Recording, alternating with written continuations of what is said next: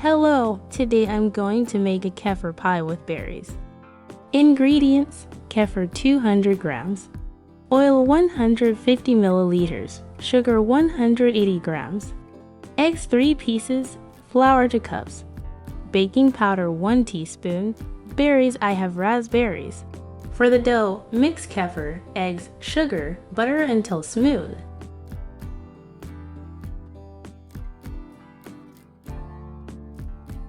Then add the sifted flour. Add baking powder. Mix again until smooth. Next, carefully add the berries to dough.